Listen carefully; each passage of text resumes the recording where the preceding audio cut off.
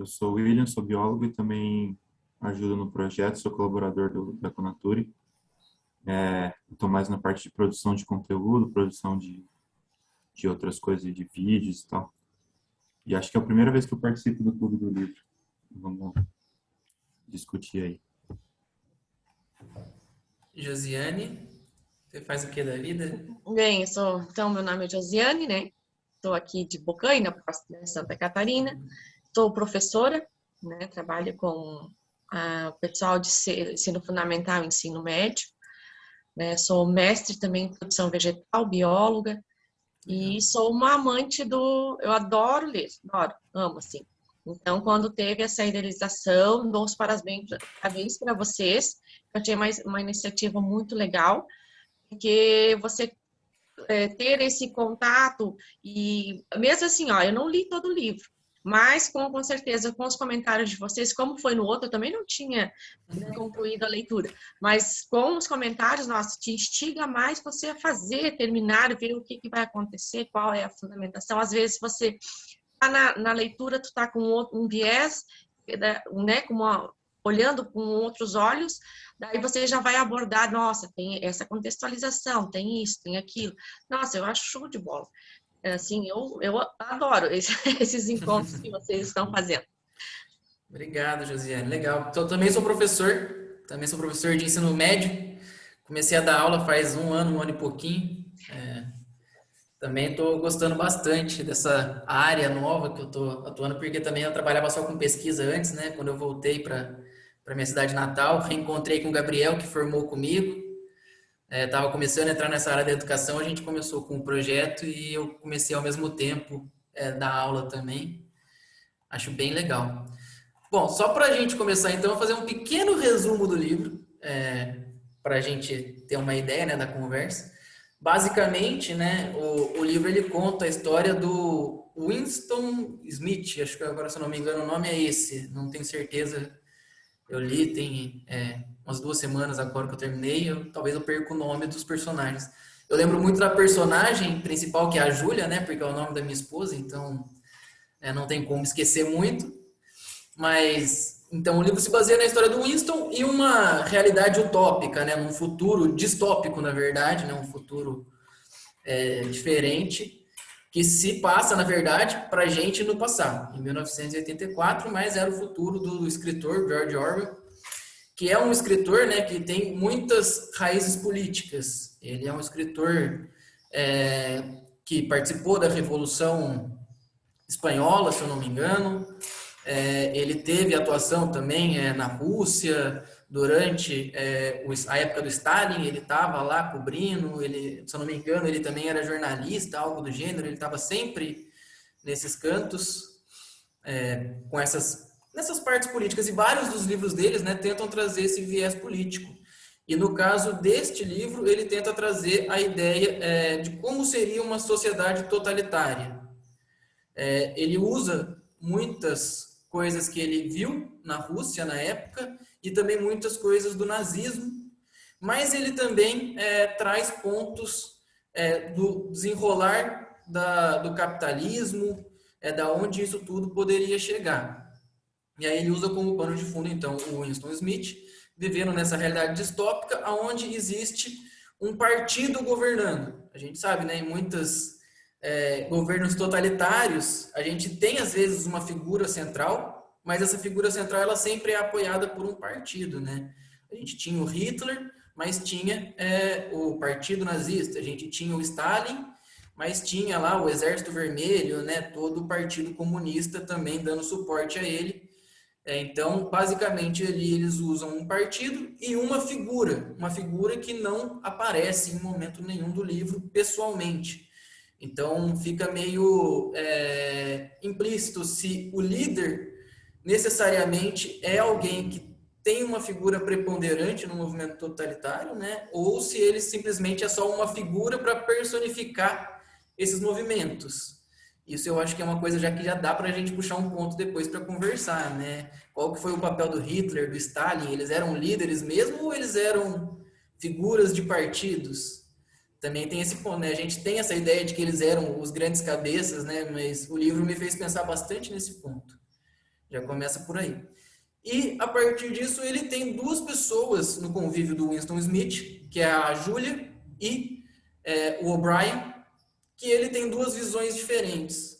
Uma visão sobre a Julia de que ela seria alguém fiel ao partido, fiel ao movimento totalitário, e uma visão do O'Brien de que é alguém inteligente, alguém que, se é possível conversar, e alguém que entenderia os anseios do Winston Smith, que eu esqueci de comentar, né? Os anseios do Winston Smith é de que aquilo não está certo, de que aquilo, de alguma maneira, ele não sabe como, ele não entende corretamente como, porque ele não tem lembranças de como era antes da implantação do movimento totalitário lá, né, da nova política do mundo naquele momento.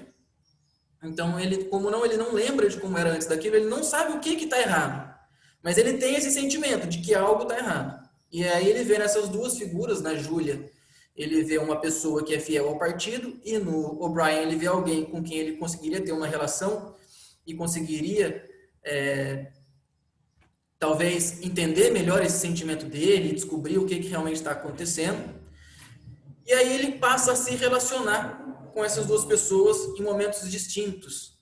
A primeira relação que surge no livro é com a Júlia, e já é uma quebra de paradigma total. Ele tem essa visão, ele inclusive durante o começo da obra tem uma parte que ele fica com vontade até de esmagar a cabeça dela, né, de matar ela, que ele acha que ela está seguindo ele, que ela vai entregar ele para o partido, então ele fica com uma vontade de matar ela naquele momento.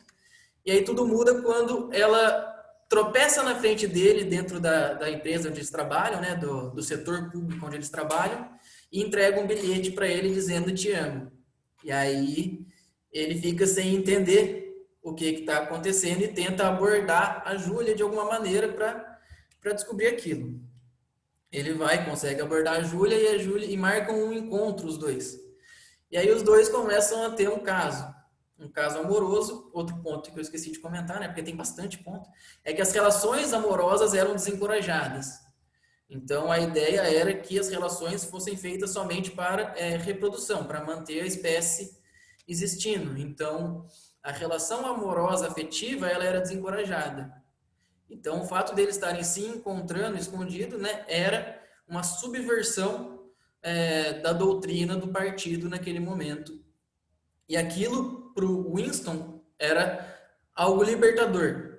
Era algo que ele estava procurando, mesmo sem ele saber que era aquilo que ele procurava, né? Era aquilo que ele estava... Era um dos anseios que ele tinha, era essa liberdade. Inclusive, ele menciona bastante a ex-esposa dele, né? Que era bem fiel ao partido, que queria só a relação sexual para a reprodução.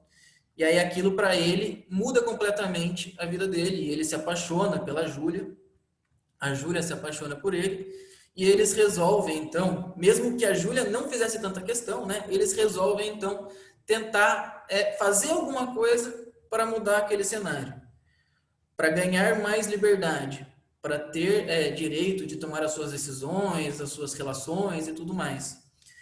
E aí nisso eles recorrem a uma pessoa que o Winston considerava ser alguém que ele poderia confiar, que é o O'Brien.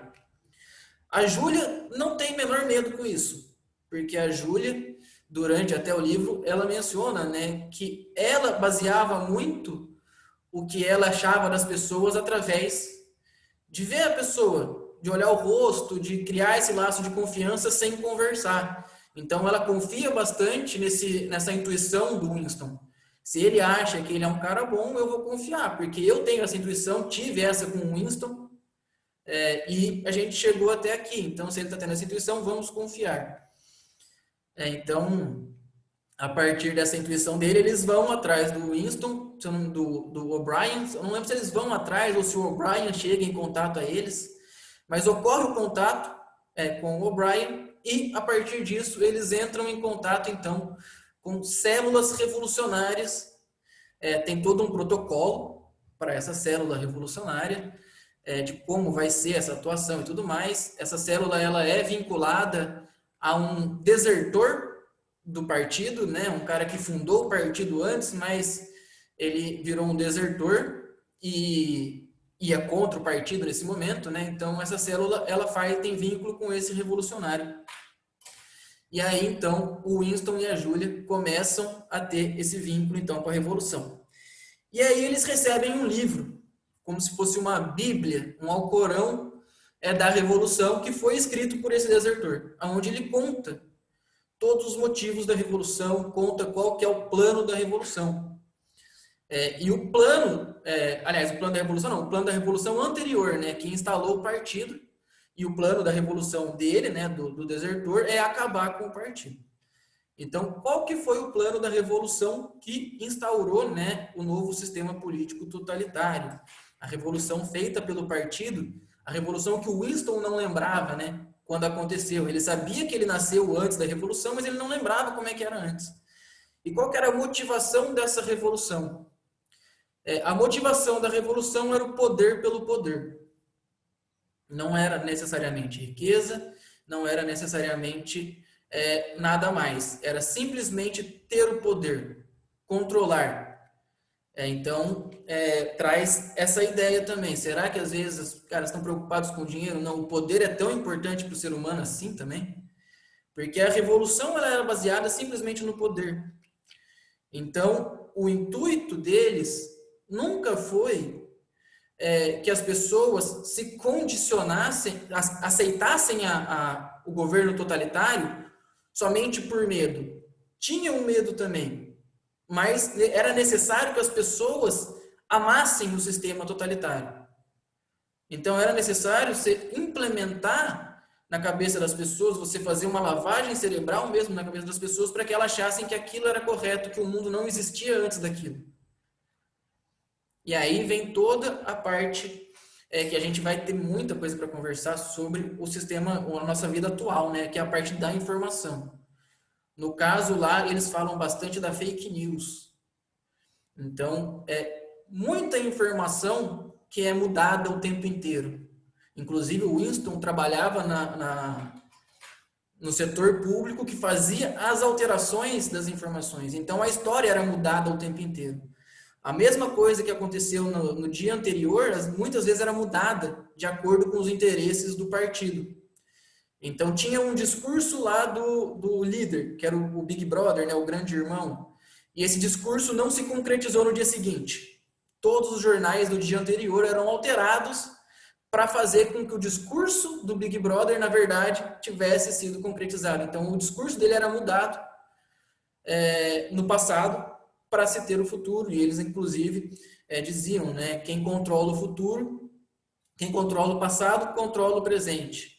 Quem controla o presente, controla o futuro, algo do gênero, agora não me engano, era mais ou menos isso.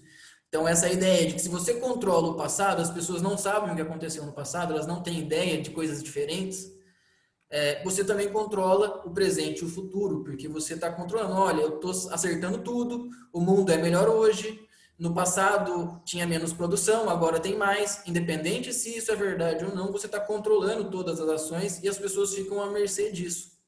Mais ou menos um panorama que a gente vive um pouco hoje, né? A gente vive uma mistura desse livro com o livro Admirável Mundo Novo também, né? Que é aquele que você é bombardeado com informação. Então, hoje em dia, a gente é bombardeado com informação para esconder a verdade.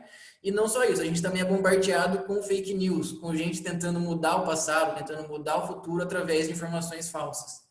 Então, esse é outro ponto.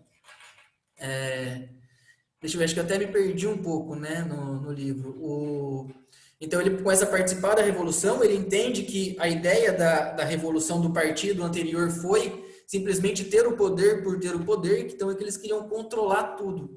E aí, quando ele termina de ler o livro, essa Bíblia, né, da Revolução, ele é surpreso pela polícia da ideia, a polícia do pensamento, que é quem controla todos os pensamentos da população com essa ideia, né, de fazer com que as pessoas pensem sempre bem do partido, com que as pessoas se apaixonem pelo partido. Então, qualquer coisa que você pensasse que mais do que remotamente fosse contrário ao que eles desejavam, se eles descobrissem, né, eles iam atrás de você. E para isso eles tinham câmeras, microfones instalados por todos os cantos, né, para controlar as pessoas. Então, ele acaba sendo descoberto depois que ele termina de ler esse livro. E quando ele é descoberto pela polícia do pensamento, ele descobre que o O'Brien estava por trás de tudo isso. E aí o O'Brien revela também os planos todos do partido, né? Que é basicamente essa do poder pelo poder. E aí eles levam o Winston e a Júlia para o Ministério do Amor, né? Que era onde tinham as torturas. É tudo meio subvertido, né? O Ministério da Verdade era onde se criava mentira, o Ministério da Tortura, do Amor era onde fazia tortura. Então era tudo meio trocado. Eles levam então o Winston e a Júlia para o Ministério do Amor para serem torturados, né? Para confessarem crimes de traição e tudo mais contra o sistema totalitário, né? Por terem traído o sistema. E a partir disso, então, eles começam a torturar e começam a fazer uma lavagem psicológica. Porém, o Winston tinha combinado com a Júlia uma única coisa. Nós vamos ceder. Eles sabiam que eles iam ceder à tortura. Eles sabiam que eles iam confessar crimes que eles não cometeram. Eles sabiam que eles iam confessar coisas que eles não fizeram. Mas eles não iam se trair. Eles não iam jogar um ao outro na fogueira. Essa era a única coisa que eles iam ter. Ou seja, manter o laço afetivo que ia contra a doutrina do partido. Que era aquele primeiro ponto, né? Quando eles subvertem a doutrina do partido se relacionando. Então, isso eles não iam quebrar. Eles iam confessar diversos crimes que eles não cometeram, de traição, de mentiras, de atentados, de assassinatos e tudo mais. E eles confessam.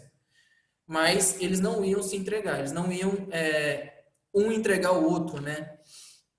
Um trair o outro.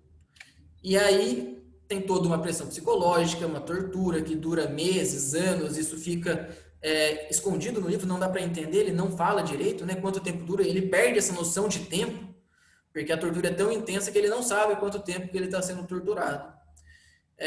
Só que o O'Brien sabe que o que ele precisa fazer ali é fazer o Winston trair, porque o O'Brien não quer simplesmente que o Winston confesse e que o Winston morra depois de confessar. Confessou os crimes, vamos lá agora matar. Eles não precisam disso. Eles querem que ele confesse e que ele se submeta ao partido. E o O'Brien sabe que para ele se submeter ao partido, ele precisa trair a Júlia. Então, eles vão fazendo toda a tortura psicológica até que eles decidem levar o Winston para a pior das torturas, que é a sala 101. Na sala 101, não tem um padrão de tortura. Cada pessoa que entra na sala 101 é torturada de acordo com o seu pior medo. O do Winston era ratos. Então, colocam um capacete no Winston com uma gaiola com ratos presos na frente. E esses ratos famintos, né, começam a tentar devorar a cara do Winston. Só que tem uma grade, né, impedindo que isso aconteça. Ou seja, é uma tortura psicológica muito grande. O Winston não dura minutos depois dessa grade e trai automaticamente a Júlia. Ele automaticamente, quando coloca o rato lá, ele fala: faça isso com a Júlia, não faça isso comigo. Foda-se ela, não quero nem saber, não faça isso comigo, por favor. E aí, nesse momento, o O'Brien tira o capacete e o O'Brien sabe que quebrou o Winston. E o Winston sabe que foi quebrado. Então, o Winston é solto da cadeia, solto do Ministério do Amor, para voltar para a sociedade, porém agora socializado, né? Porém agora amando o partido, sem saber porquê, mas amando o partido. E ele, inclusive, reencontra a Júlia. E quando ele reencontra a Júlia, eles não conseguem mais ter afeto um pelo outro. Não porque eles deixaram de se amar necessariamente, mas porque eles sabem que eles se traíram. E aí eles vão conversar. E a Júlia fala, a primeira coisa que ela olha pro Winston e fala: eu te traí. E aí o Winston fala: eu também. Aí eles olham pro outro e conversam, né? E o que eles falam basicamente é: não tem como não ceder. Você pode se esforçar ao máximo, mas é tanto, tanto, tanto que você vai ceder. Então, um não culpa o outro por ter traído o outro, porque eles entendem, né? Os dois passaram pela mesma situação. Então, os dois entendem. Então, o livro termina basicamente com Winston e a Júlia sem se relacionar, mas simplesmente somente se encontrando e sem ter conseguido fazer a revolução. E aí, ao final de tudo isso, o Winston é assassinado pelo partido como o partido já havia feito com diversos outros traidores, entre aspas. Ou seja, primeiro faz confessar, depois faz amar o partido, para por fim assassinar. Então, esse era o modus operandi, era o poder pelo poder. Você tinha que me temer, você tinha que me amar, e independente disso, se você me traiu, você vai pagar o preço no final. Então, tudo acontece e no final das contas, esse é o momento que eu estava comentando, né? Porque eu sou um pouco romântico, eu esperava que no final das contas eles fugissem, eles fizessem a revolução e derrubassem o partido, mas o George Orwell não quis assim, ele quis mais ou menos dar uma marretada na nossa cabeça, né? Assim, não dá para fugir. Basicamente, essa foi a ideia dele. Então, isso é o livro, pessoal. Alguém quer fazer algum comentário já sobre o livro, algum trecho do livro que chama atenção, ou que eu tenha esquecido, talvez, né? Porque eu posso esquecer alguns trechos. Alguém se sente à vontade? Bem, falar um pouco então do geral. Eu acho que esse livro ele conversa muito com o outro livro do George, o Revolução dos Bichos, nos aspectos tanto de poder, informação, entendimento das coisas e um pouco de como, vamos dizer, o nosso comportamento em si influencia na organização de um todo e como é importante essa ideia de controlar os outros, né?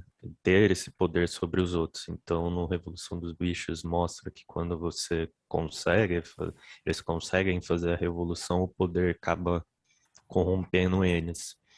E nesse mostra muito bem também o aspecto do jogo da informação para controlar as pessoas e ter elas diante da sua rede ali para os seus interesses, que é o que acaba acontecendo também no Revolução dos Bichos lá em alguns aspectos, de uma forma um pouco menor, vamos dizer assim, mais suave e não tão direta quanto acontece nesse.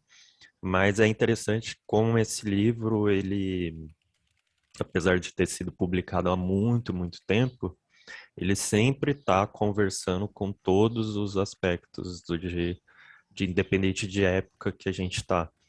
Sempre ele mostra como certas comunidades, populações estão se relacionando e mantém esse aspecto de querer manter o poder e usar as informações como forma principal para fazer isso, né? Tanto nesse quanto no outro livro, a gente tinha principalmente um debate relacionado à questão da União Soviética, né? Que era a coisa momentânea, mas depois, vamos dizer, passando mais os anos, isso com outros cenários foi se mantendo a mesma coisa. A gente teve lá depois a Guerra Fria, que mais foi a mesma jogada, depois a gente teve mudanças também em aspecto dos Estados Unidos começar a ficar mais soberano e também utilizar as informações como forma de recuperar de ter esse poder centralizado. Depois veio a questão da China também contrabalanceando e os jogos também de informação para contrabalancear. Depois a gente teve ameaças nucleares com Irã, Iraque, etc. A mesma ideia de jogos de informações para mostrar quem manda e quem tem realmente poder. Depois de novo a Rússia. Então vai sempre indo nessa contrabalança de sobe e desce, mas sempre se sobe e desce em torno dos mesmos mecanismos que ele mostrou nesse livro. Obviamente, vamos dizer que esses mecanismos nesse livro, eles são mais extrapolados para ficar claro isso. Mas todo dia a gente vê esse cenário acontecendo de jogo de informações e cada vez mais para a gente aqui, pensando no nosso quadrado aqui, Brasil, a gente vê como esse aspecto de fake news, ele vem influenciando seja aspecto político, saúde, ambiental e tantos outros, e, de certa forma, conseguindo doutrinar algumas pessoas para acreditar na história que está sendo contada ou no que querem que seja acreditada. Assim como a gente vê os mecanismos do Ministério da Verdade, né? Como foi colocado, eles faziam aquela questão de adaptar as notícias para o que era verdade, entre aspas, né? E a gente vê muito bem isso agora com essas tentativas de se mudar o que era fato para algo que não aconteceu de verdade. A gente tem N exemplos, se a gente pegar na área ambiental, a gente tem cada vez mais aí, por exemplo, questão de desmatamento. O que tem de informações sendo colocadas como novas e corrigidas sobre algumas outras, simplesmente para a gente omitir as coisas, a gente perde a conta.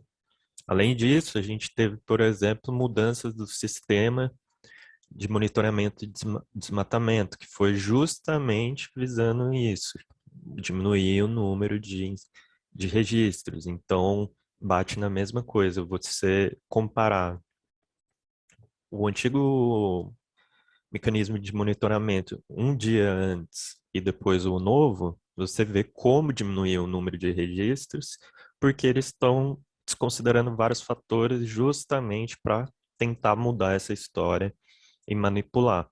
E aí ganhar, obviamente, em outros aspectos de interesse econômico, político, e entre tantos outros que a gente sabe que existe. Então, é engraçado desse livro é isso, ele é atemporal, infelizmente, né? Infelizmente ele é atemporal, porque passa ano, a história dele se torna mais e mais real. E é triste o final, né?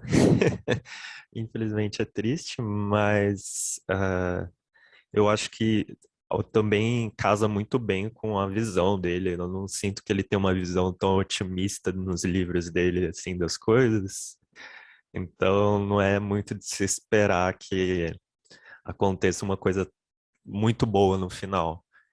E eu acho que esses são os aspectos gerais que eu coloco. E uma coisa, eu não sei se o Antônio viu isso, ou o William, ou o Josiane, ou o Vinícius, sobre a curiosidade do reality show relacionado ao livro. É engraçado pensar isso também, que um livro dessa magnitude, que é voltado a um assunto, vamos dizer, tão sério, deu origem a um reality show em si. A ideia, né, a cerne ali do controle, ver tudo que está acontecendo e essa manipulação, entre aspas, para ter o que eles querem vender na TV e ter a audiência, né? Mas eu acho que, por enquanto, é isso. Perfeito, é isso mesmo. O reality show exatamente é a estrutura total, né? É todo o controle pelo controle também, né? Eles manipulam todas as cenas, eles fazem tudo. Alguém tem mais algum comentário que gostaria de pôr? Eu tenho algumas coisas depois que eu queria trazer, mas se alguém tiver algum outro ponto aí antes.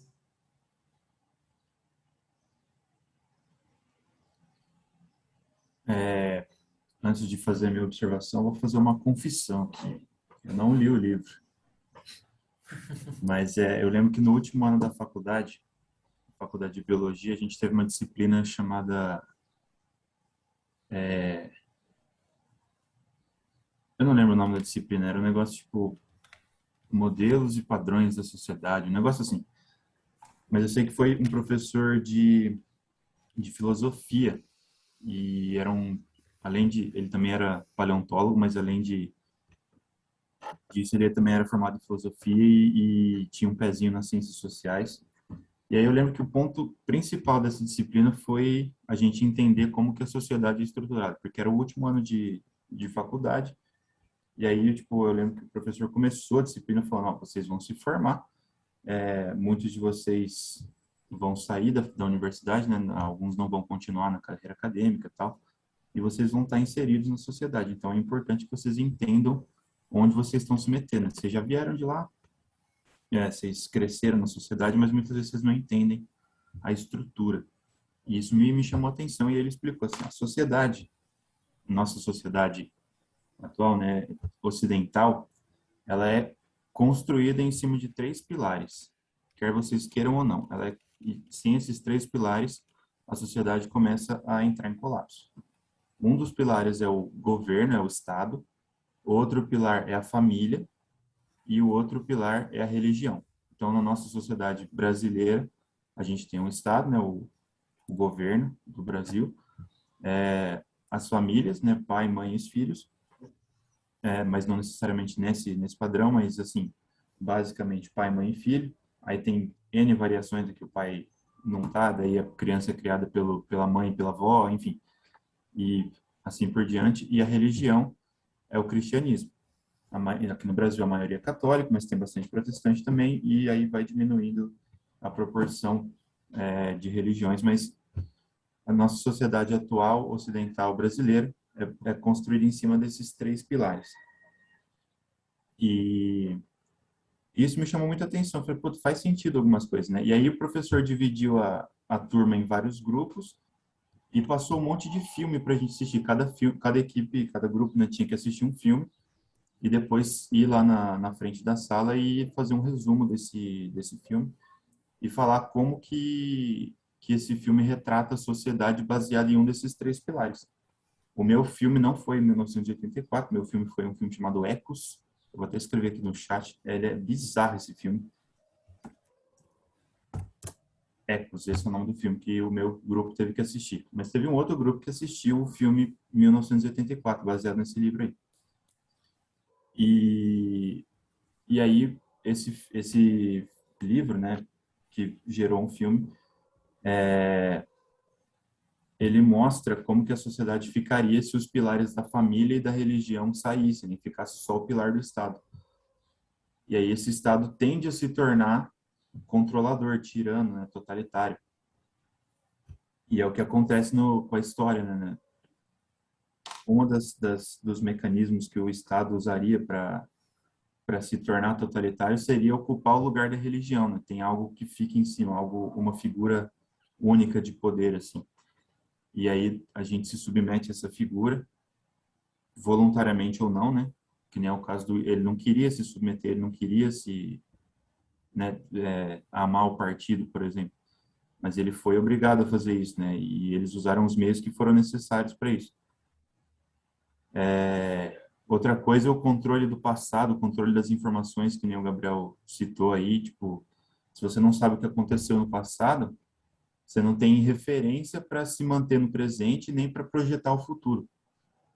E aí, quando você não tem referência, fica perdido na vida.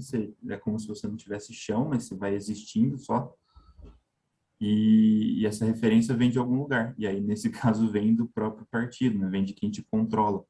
E aí, cada membro da sociedade vira como se fosse uma mini marionete. E aí, isso é para que quem está no poder conquiste o objetivo, acho que foi o Antônio que falou, né? O poder pelo poder. É o poder pelo poder. Quem está lá em cima quer se manter lá, e aí eles têm que usar qualquer tipo de meios para que isso não mude. E aí eles vão percebendo que alguns indivíduos na sociedade vão começando a acordar, falei, calma aí, tem uma coisa errada. Não era para ser assim. Eu sei que antes não era assim, eu só não lembro como que era, mas não era assim, mano. Tem alguma coisa errada. E aí quem está no poder, né, o Big Brother, ele vai se tocando e fala, aquele ali é perigoso. Ele tá começando a se tocar, tem que fazer alguma coisa. E aí vai mudando as informações, vai mudando as coisas. E caso não funcione, passa para tortura, enfim. E aí a cartada final é eliminar esse indivíduo que pode gerar um problema, né? Esse problema para o governo seria a revolução. Outra coisa, né, que eles vão evitando que famílias se formem, né? O Antônio falou bem no resumo. O, o partido não queria que relacionamentos amorosos fossem formados, né? É a partir de um relacionamento amoroso romântico que surge uma família, e as famílias, que nem o meu professor lá falou, e para mim isso faz muito sentido, a família é um outro pilar da sociedade. Sem uma família bem estruturada, a sociedade começa a colapsar, começa a ter alguns problemas. E aí evitar que se formem novas famílias por novos relacionamentos românticos é um dos modos de controle da população. Recentemente saiu um filme que chama Jojo Rabbit. Eu não sei se vocês já assistiram esse filme. Esse filme é muito bom. É muito bom, eu recomendo. Ele ganhou uns prêmios, não sei se foi Emmy, se foi Oscar, enfim, mas é muito bom. A Scarlett Johansson faz uns 10 anos. E ele participa de um treinamento do exército nazista e é um filme de sátira, tá? Tem bastante coisa engraçada no filme, assim, vários absurdos que os escritores colocaram lá. É muito engraçado. Mas é uma sátira e tem uma mulher lá que faz parte do treinamento. É tipo, os homens treinam os meninos para serem os próximos soldados, coronéis nazistas lá e tal. E tem umas mulheres que treinam as meninas para serem as próximas nazistas, assim, das gerações futuras, né? E a mulher, ela fala, não, eu já tive 17 filhos para alimentar o exército do Führer e tal. Então, tipo, isso que o Antônio falou também, né, de controle populacional, as relações entre homens e mulheres existem só para reprodução, para manter a espécie, né? E no livro, né, no 1984, isso é uma distopia, algo fictício, mas isso aconteceu em outros regimes totalitários. Na própria Alemanha nazista, segundo o que foi satirizado no filme, as mulheres serviam para se reproduzir. Então, agora eu não sei se as situações fatídicas eram assim mesmo, mas os soldados voltavam das batalhas, né? Aqueles que sobreviviam voltavam para suas esposas, não tinha afeto nenhum, parece, né? Eles faziam outro filho e depois voltavam para a batalha. E aí, quando surgia, né? Quando nascia a criança lá, era mais um pro exército, né? Não era um outro ser humano, era mais um pro exército de Hitler para conquistar o mundo e eliminar os ratos, né? Os judeus, os cristãos, os ciganos, os negros, enfim. Qualquer um que não fosse da raça ariana tinha que ser eliminado, e qualquer um que nascesse dentro da raça ariana tinha que ser treinado para eliminar os outros. E é brutal isso, né? Pensar numa coisa dessa. E aí, para finalizar, o último ponto que me chamou a atenção também, isso eu vi tanto no resumo que o grupo passou na disciplina e foi complementado pelo professor, quanto no resumo que eu vi no YouTube ontem, é que o partido, né, o Big Brother do livro, ele também usava limitação de linguagem para controlar a população. Tinha certas coisas que as pessoas não podiam falar, eles iam limitando a língua. E isso é uma coisa muito grave, porque a gente tem, na Constituição dos Estados Unidos, está lá que é free speech, né? Cada um pode falar o que quiser, né? Com certos limites e tal, mas a gente tem que, e eu acho que na nossa sociedade tem também, a gente tem que ter a liberdade de falar o que a gente quer, a gente tem que ter a liberdade de se dar o luxo de errar. Porque a gente não, tipo, aqui nessa discussão, né, a gente está falando as nossas opiniões, aquilo que a gente pensa e tal, e não necessariamente vai estar certo. E a gente tem que ter essa liberdade de falar alguma coisa que vai estar errado, a gente tem que ter a liberdade de discordar de alguma coisa. Se eu falar alguma coisa que alguém não concordou aqui, qualquer um pode abrir o microfone e falar que discordou de mim, né? Eu estou falando agora, eu posso falar que eu discordei de algo que o Antônio falou, que o Gabriel falou, ou que mais alguém vai falar aqui. Essa liberdade de expressão e de discurso é muito importante. E aí, o governo tirando essa liberdade de expressão, de linguagem mesmo, é um modo de controlar a população. E eu tenho sentido, de uns tempos para cá, que algumas pessoas, não necessariamente vindo do governo, mas algumas pessoas, né, guiadas por certas ideologias, têm insistido nessas mudanças de linguagem aqui no Brasil também. Eu vou dar um exemplo, a ex-presidente Dilma falando presidenta, falando que não é para chamar ela de presidente, é presidenta, porque ela é mulher. Mas isso não existe, mano. Na língua portuguesa, o termo presidente, assim como o termo gerente,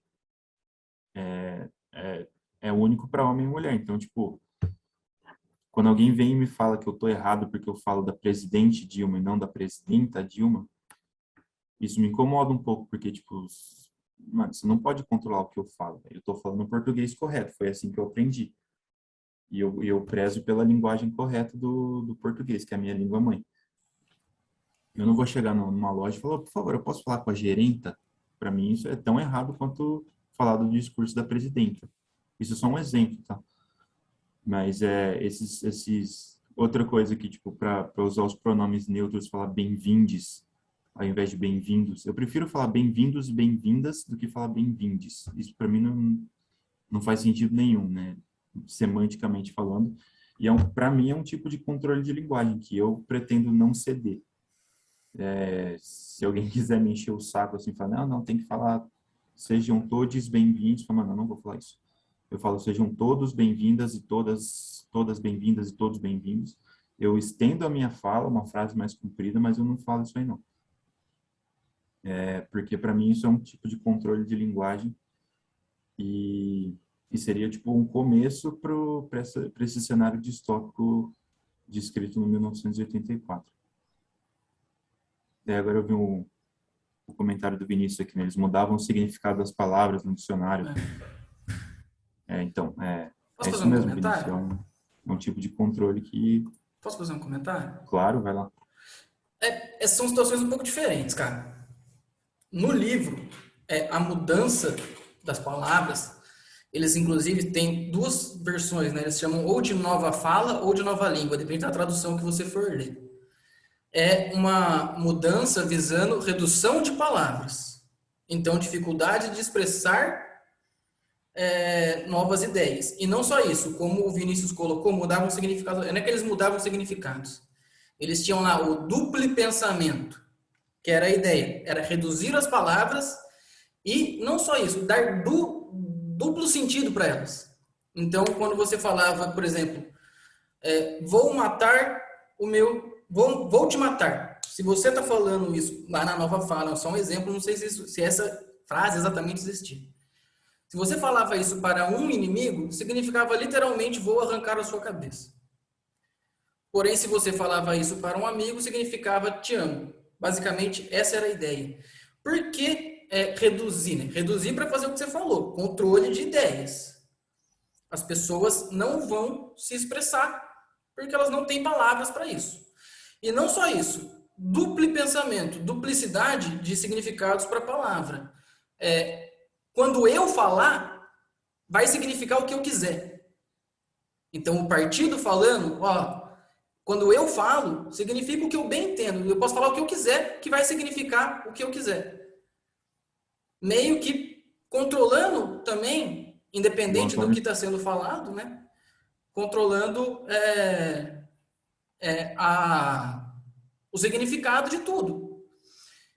Esse outro ponto que você trouxe, presidenta, todes, todas, isso vai num viés contrário, cara. Vai num viés de libertação da língua. Num viés de eu posso me expressar da maneira que eu quiser. Exatamente o que você está falando. Se você quer ter liberdade de se expressar, o dicionário tem que estar cada vez maior. Para você conseguir expressar o que você sente. E isso vai incluir esses pronomes. Tipo, então, eu entendi o que você tentou dizer, mas foi no sentido oposto do que o livro traz. O livro traz o totalitarismo no sentido oposto. De você diminuir palavras, de você colocar duplo sentido nas palavras para que a gente controle tudo que está sendo dito e falado. Quando você dá mais palavras, é o contrário. Quando você aumenta o dicionário, você aumenta o poder de se expressar das pessoas. E esse negócio do pronome, cara, não é simplesmente...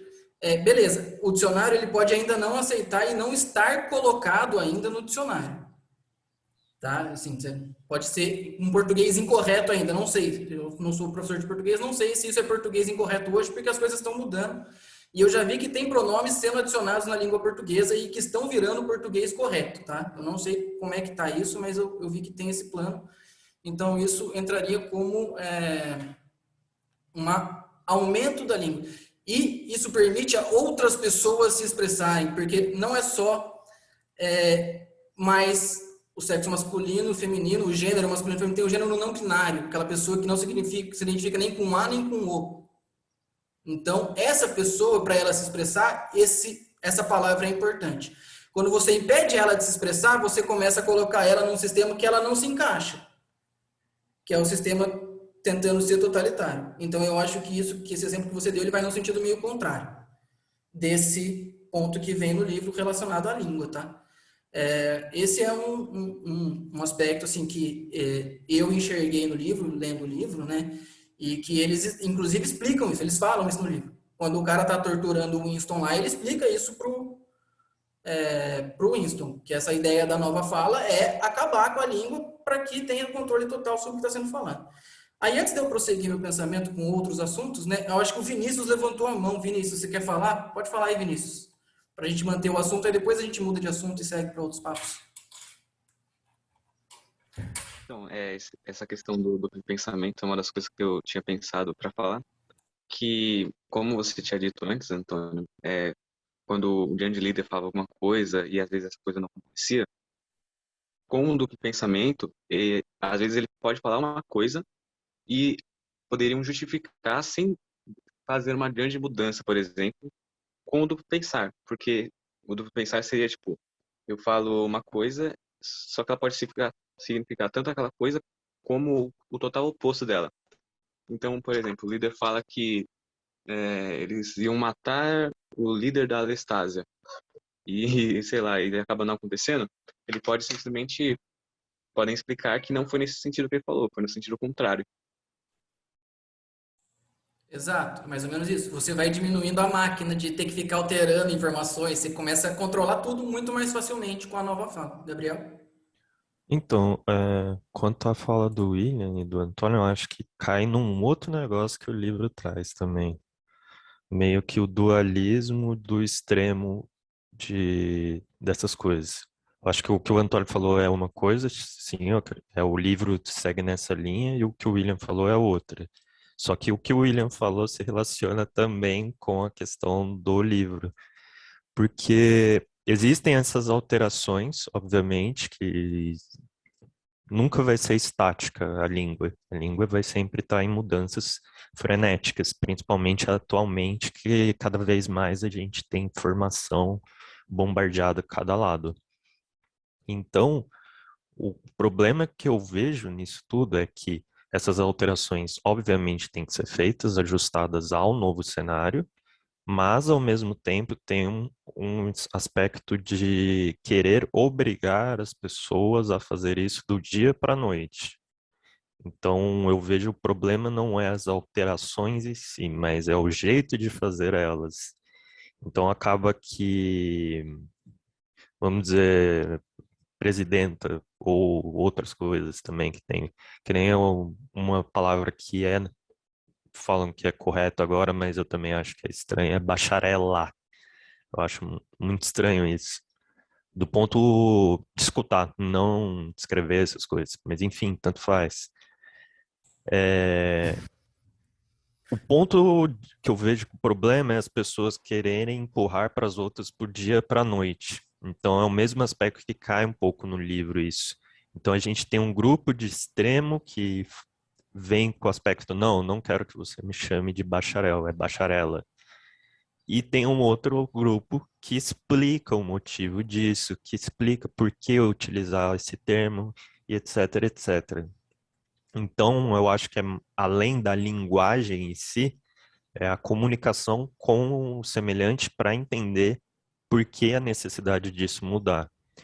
E aí a mesma coisa, eu lembro do aspecto da presidenta, principalmente, eu lembro que foi um debate muito grande na época, porque não foi explicado a importância de se fazer isso, de dar um empoderamento, vamos dizer, entre aspas, assim, ao utilizar o termo. Foi só falado, é isso, eu quero que me chame de presidenta e ponto.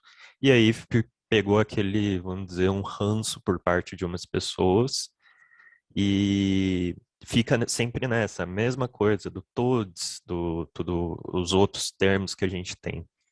Então é uma coisa que está dentro do livro e bate nesses dois termos. Mas eu acho que o aspecto do que o livro traz mesmo sobre os termos é mais o que o Antônio falou, de tentar excluir realmente e diminuir a capacidade deles de transmitir as ideias e cada vez mais deixar eles fechadinhos numa caixa e assim facilitar o adestramento, vamos dizer assim, das pessoas. Sim, porque a linguagem é uma forma de expressar pensamento, né? Então, se o grande líder lá, o governo, o partido, consegue controlar, diminuir a quantidade de palavras que existem numa língua, consequentemente, eles estão controlando o que o povo está pensando, o que as pessoas estão pensando. Então, acho que no livro, essa é a ideia do partido, né? Isso que eles querem executar na sociedade que eles conseguiram distopiar lá. Se a gente não tem palavra, por exemplo, uma coisa importante também que a gente não consegue expressar é sentimentos. Isso que eu ia falar. Não é só pensamento, é sentimento. Inclusive, Sentimento. que é o Talvez seja mote até mais do livro, né? importante. Sim. Que Se é o eles mote não do livro, a conseguem... relação afetiva deles lá. Se eles não têm palavras para expressar a relação afetiva deles, eles nem iam ter começado aquela relação. Exatamente. Não consegue expressar Então, sentimentos, não consegue criar vínculos. Se você não cria vínculos, muito mais fácil de dominar alguém e fazer um grupo, né, na o verdade. próprio Winston, né, se você parar para pensar, ele não conseguia expressar o sentimento dele. Ele sabia que tinha algo errado, mas ele não sabia o que, ele não conseguia entender. Vai saber se isso já não era algum impacto dessa nova fala, né, atrapalhando ainda mais que ele conseguisse retomar pensamentos, retomar ideias passadas, atrapalhando cada vez mais, né, essa capacidade dele de fazer essas relações. O Vinícius, um exemplo é a palavra amor no português e as várias no japonês. São várias palavras diferentes, com significados diferentes, mas no português se usa uma só. Tem a palavra saudade também, né? É porque Que é amor fraternal, né? Amor. Tem uma palavra para cada tipo de amor, né? Não é igual a gente que usa amor de maneira geral. Uhum. Realmente, isso aumenta a capacidade de se expressar das pessoas. Só que também tem a conjunção de palavras e tudo mais, né? Eu acho que esse assunto é um dos mais legais do livro, realmente, essa da linguagem. Eu tinha esquecido de comentar, ainda bem que o Gabriel, não foi o William que trouxe, desculpa, né? Ainda bem que o William trouxe esse assunto, porque ele realmente é interessante. E ele traz bastante esse aspecto. Eu acho que hoje essa questão de muito que tem acontecido no Brasil, né? Você querer reduzir qualquer área de pensamento educacional, fazer as pessoas pensarem cada vez menos e aceitarem cada vez mais as coisas como elas são. Eu tenho até, não sei assim, pessoal, desculpa que esse grupo ele tá liberado expor certas opiniões, tá? Eu vou expor uma opinião política minha, se alguém não gostar pode contrapor aí, o debate é aberto. Mas quando eu li o livro, cara, eu fiquei imaginando... Alguém aqui já assistiu How I Met Your Mother, aquele seriado antigo? Tinha o personagem o Barney, que ele gosta muito do Karate Kid, e ele gostava do vilão do Karate Kid, né? O loirinho, o Johnny Lawrence. Tanto que depois fizeram até o seriado do Cobra Kai lá, com o Johnny Lawrence deixando de ser vilão, né? E virando um mocinho, mostrando como que o ambiente dele influenciou a vilania dele. Mas beleza. Quando eu li o livro, eu imaginei exatamente o nosso presidente no papel de Barney, lendo o livro e achando que o mocinho é o Big Brother. Nossa, eu quero ser esse cara. Eu quero fazer isso que ele está fazendo, desse jeito. Porque assim, eu vejo as atitudes dele hoje, logicamente, né, com muito menos poder de impacto, porque ele tem muito menos controle sobre as informações, né, que chegam nas pessoas. Mas as atitudes dele tentando fazer exatamente isso. Controlar todos os aspectos da vida das pessoas. Impedir elas de pensarem, né? Ah, isso tá errado, eu que tô falando tá certo. Aí num dia ele fala uma coisa, no outro ele muda e fala que não falou. Não, mas eu não falei aquilo. Aí tem 30, eles mostram pra ele na hora, pra ele assim, os vídeos, e ele, não, mas não sou eu, isso é edição, sei lá, e inventa desculpa que for, para de responder, né, sai fora. Então eu fiquei eu fiz muito esse cenário quando eu li o livro, dessa questão de assim, nossa, é tão real mesmo. E aí, aproveitando também a fala do William, né, depois que ele falou isso aí, tem um outro ponto que eu queria trazer, que eu acho que a gente não, que eu esqueci até de comentar, né? Eu falei um pouquinho, né, da relação que ele traz do livro com o capitalismo, porque ele fala realmente bastante da União Soviética e do nazismo, né, são basicamente os dois sistemas totalitários em que ele se apoia para descrever o sistema do livro, mas ele culpa o capitalismo pela chegada do totalitarismo. Em que sentido? Revolta, acumulação de capital por pequenos grupos. Isso gera, em algum momento, gera revolta na sociedade, que se sente, por que que eles têm e a gente não? E aí dá para surgir um grande líder. Sabe aquele momento? É um grande impacto, dá para emergir um grande líder, basicamente como Hitler fez, como aconteceu na Rússia, como aconteceu na França, em várias revoluções, né? Sempre que tem uma revolução, tem a chance de emergência de um líder. E aí, às vezes, a gente pode dar o azar, né, de ser um líder que vai para o lado do totalitarismo e tudo mais. Então, ele culpa também o capitalismo. Porque o George Orwell, cara, ele se descreve como comunista. Ele se descreve como alguém que é a favor do comunismo. Ele se descreve alguém contra o regime comunista adotado na Rússia. Mas ele também descreve aquele regime comunista da Rússia como não sendo o comunismo de verdade. Ele entende que o comunismo seria outra coisa e tudo mais. Então, ele se entende como comunista. Então, isso é engraçado, porque ele mete muito pau no comunismo nos dois principais livros dele, né? Que é o Revolução dos Bichos e o 1984. Mas, ao mesmo tempo, nos dois, ele também fala, olha, o que leva ao comunismo errado, o que leva a esse comunismo desenfreado, nos dois ele demonstra que é o capitalismo. A ideia é de você tentar ter riqueza só para você, e aí isso gera uma revolta em algum momento. Pode ficar latente, essa revolta pode demorar. Mas ele prevê que essa revolta vai acontecer. Particularmente pensando, eu acho que do jeito que está com a acumulação de riqueza atual, né, as pessoas, na pandemia, os ricos ficaram mais ricos, os pobres ficaram mais pobres.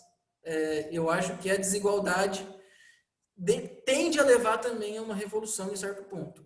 O grande problema é que essa revolução pode até ter pseudo começado e, na minha opinião, começado caminhando para o lado que o George Orwell previu. Tanto que, se a gente for pensar lá nos Estados Unidos, que eu considero quanto o Trump também assume lá com o mesmo modus operandi do Bolsonaro aqui, né? Quanto aqui e em outros países do mundo, a gente sabe que governos de extrema direita, né, assumiram também com esse viés de controle de informações, de fake news e tudo mais. Então, eu acho que esse encaixe, né, também é muito bacana da gente ver, porque ele tem as suas ideias, mas ele critica dos dois lados. Então, ele mostra isso, né, claramente. Assim, olha, gente, o comunismo que está sendo feito não está dando certo, deu errado, é uma bosta, é zoado, mas do jeito que tá, vai terminar naquilo de novo. Tipo, segue que vai acabar naquilo de novo. Se não for com o comunismo em si, vai ser algum regime totalitário. Nazismo, fascismo, comunismo, qualquer um que seja o regime totalitário, é ele que vai acabar chegando, né, nesse ponto, se a gente manter o sistema atual segundo as ideias dele, e eu particularmente concordo com isso. Eu acho que o nosso sistema capitalista está fadado ao fracasso já. Ele já entrou, eu acho que ele já entrou num processo que ele não tem mais conserto. Que o único caminho para ele agora vai ser o fracasso em pouco tempo e um novo sistema político, que eu particularmente não sei qual vai ser. Mas eu acho que a gente vai chegar nesse ponto ainda de um novo sistema político. Espero que não seja totalitário. Espero que não tenha acumulação de riqueza, espero que ele seja um sistema político um pouco mais justo, o próximo que a gente vai viver. Se não a gente aqui, né, mas, sei lá, os nossos filhos, nossos netos, espero que eles vivam um novo sistema econômico e político mais justo em todos os sentidos, tanto de não ser totalitário quanto de não priorizar, né, não dar vantagens a determinados grupos minoritários. Então, esse era um outro ponto que eu queria trazer, que quando o William começou a falar lá da questão do comunismo, do nazismo, né, de como ele surge, da questão dos pilares até, que ele fala de tirar os pilares, né, que eu acho legal também, assim, esse ponto é interessante, mas que tem esse outro ponto, né? Tem algumas coisas que podem caminhar para um ponto onde retirar esses pilares fique mais fácil e implementar algo totalitário, algo que vai beneficiar poucas pessoas, fique mais fácil também. É, eu acredito, assim, que o capital, obviamente, é uma questão, mas não a principal. Eu acho que ela pega mais a questão no que ele traz no outro livro, no Revolução dos Bichos. E também nesse, obviamente, mas que eu acho que é o mote principal. Esse eu acho que ele é mais voltado a mostrar o mecanismo como um todo, e o outro é mais mostrar o problema, que é o poder, né? Então eu vejo que o capital, obviamente, é um problema. Ele talvez seja aquele que atiça o outro, que atiça o poder. Então, a gente tem N exemplos aí de extrema-direita, extrema-esquerda, efetivamente, e todos acontece a mesma coisa. Vem essa revolução, essa indignação pelo acúmulo de capital ou problemas diferentes com um governo existente. Acúmulo de A pessoa, poder, basicamente. daí quando chega no poder, faz a revolução, chega no poder, o que que acontece? Vira a mesma coisa, ou pior. Exemplo claro disso é Cuba. Cuba foi isso. Foi aquela revolução falando que ia beneficiar todo mundo. O que que aconteceu? Chegou ao poder, acabou com informação, acabou com direitos, tudo até hoje e com ainda até pouco tempo atrás os Castro comandando, agora outro presidente, mas foi a mesma guinada. Então, pegar a África, mesma coisa com os governantes africanos, América Latina como um todo, mesma coisa. Parece que o jogo como um todo não muda. E aí vem quando o capital ele atiça mais isso e deixa mais claro essa mudança, o que que é a destinação final do poder, que acaba sendo o produto final que eles querem tanto. E vira essa discussão. É, ao mesmo tempo, eu penso que talvez isso seja uma tendência nossa de, como animais que somos, de querer ter um chefe, ser o chefe do bando, ser um mestre que manda ali. Então eu não vejo com tanto otimismo que em algum momento a gente vá criar algum sistema onde as coisas sejam mais horizontais do que verticais. É, ou pelo menos que sejam, em vez sejam verticais ainda, mas tem uma horizontalidade, se existe isso, senão eu estou criando essa palavra, que ela seja um pouco melhor, então. Então é meio que, independente ou não, o poder é uma coisa que está intrínseca a gente, e independente de se a gente está falando uma escala de governo de país, estado, município, bairro, condomínio, sua casa, vai sempre ter esse mote do poder envolvido. Aí só vai mudar, eu acho, é o aspecto do que representa esse poder. Esse poder é o capital, esse poder é tomar as decisões dentro da sua casa, tomar as decisões no seu estado, no bairro, determinar o que cada um tem que fazer, determinar na sua empresa quem faz o quê. E aí eu vejo que eu tenho mais essa visão do Revolução dos Bichos mesmo, que querendo ou não, uma hora a gente talvez chegue lá no topo e acabe é, rompendo tudo isso. É meio que aquela ideia do Paulo Freire de o sonho do oprimido é ser opressor quando a gente está uma sociedade que não vê, não quer avanços em si, né? Então acaba indo nesse looping de querer ser o opressor em algum momento. O opressor, nesse caso, falando de poder. Nossa, eu pensei em várias coisas para falar, vou ter que até organizar o pensamento aqui. Mas cara, por onde que eu começo? Isso que o Gabriel falou é interessante. E aproveitando que tem alguns biólogos aqui, né? Eu sou biólogo, o Antônio é biólogo, o Gabriel é biólogo, a Josiane entrou primeiro, que também falou que é biólogo. O pessoal que entrou aí depois, eu não sei a formação, mas eu vou trazer um pouco do ponto de vista biológico.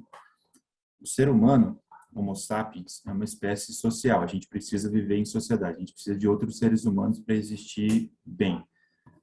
E se a gente pega outras espécies sociais, normalmente, essas espécies que vivem em bandos assim, elas seguem uma hierarquia. E não é diferente com a nossa espécie, a gente segue uma hierarquia também, né? A gente tem, tipo, quem está mais em cima tem o poder que a gente estava falando, né? Tem mais autoridade, tem mais poder de decisão, tem talvez mais capital, mais recursos. E aí quem está embaixo é submisso a quem está mais em cima na hierarquia. Os nossos parentes mais próximos, né? Os biológicos mais próximos são os chimpanzés, e eles também seguem uma hierarquia, né? Nos bandos de chimpanzés tem um macho alfa, e tem outros machos mais embaixo, e tem as fêmeas e os filhotes na base da hierarquia, né? Na base da pirâmide. E por exemplo, nos bandos de chimpanzés, só o macho alfa pode se reproduzir com as outras fêmeas. E o interessante é que não é porque as fêmeas querem só o macho alfa porque ele é o mais brabão, mais competente, o mais apto a se reproduzir. Os outros machos também são. E as fêmeas se reproduziriam com qualquer macho da hierarquia. Na verdade, o macho que está no topo espanta os machos submissos para só ele poder se reproduzir. Algo parecido acontece com a alcateia de leão, né? Tem um macho e um harém de fêmeas, e todos os filhotes daquele harém são filhos do mesmo macho. Se tiver um filhote de outro macho, o leão alfa lá, o brabão, né, o rei, ele mata os filhotes dos outros machos para que só eles se reproduzam. Então, esses são exemplos de hierarquia de poder. Na nossa espécie, como a gente é uma espécie bem mais complexa, né, intelectualmente falando, até evolutivamente falando, acho que uma coisa positiva seria a gente mudar essa percepção de poder para competência, cara. A gente deveria colocar as pessoas mais competentes lá no topo. E, de certo modo, a gente consegue ver isso. Isso aconteceu de forma pseudo-natural, né? Pelo que a gente vê de fora. Quem são as pessoas mais ricas do mundo hoje, né? Citando 4 nomes. Jeff Bezos, o CEO da Amazon, o Elon Musk, o CEO da Tesla, o Bill Gates, CEO da Microsoft, e, sei lá, Warren Buffett, que é um top investidor lá. O cara conhece o mercado de ações que nem como ninguém. Eles têm trilhões de dólares acumulados na conta deles. Mas porque eles são ricos opressores? Talvez, né? Eles têm sinais de megalomania, tá? Mas eles são muito competentes no que eles fazem, né? Eles são muito bons no que eles fazem.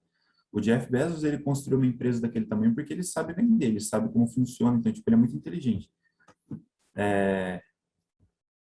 E aí, entra de novo naquele acúmulo de capital, né? Por que que 4 pessoas têm, tipo, trilhões de dólares na conta só para elas, e aí os outros bilhões de pessoas aqui embaixo não conseguem acumular, tipo, $1.000 por mês, por ano, sei lá, enfim. É uma injustiça que acontece, mas eu acho que é uma injustiça meio que natural, né? Tipo, tem pessoas que conseguem subir essa escadinha de hierarquia aí de poder ou de competência, dependendo de como a gente enxerga, e tem pessoas que não conseguem. E eu vi uma coisa esses dias que eu fiquei pasmo, assim, mano, e foi descoberto por um economista chamado Pareto, ele é italiano, quem quiser pesquisar depois, eu vou digitar aqui no chat, distribuição Pareto. Não sei se escreve assim mesmo, talvez tenha mais um T no Pareto aí, mas enfim, era um economista italiano que descobriu que várias coisas no mundo funcionam dessa forma, né? Funciona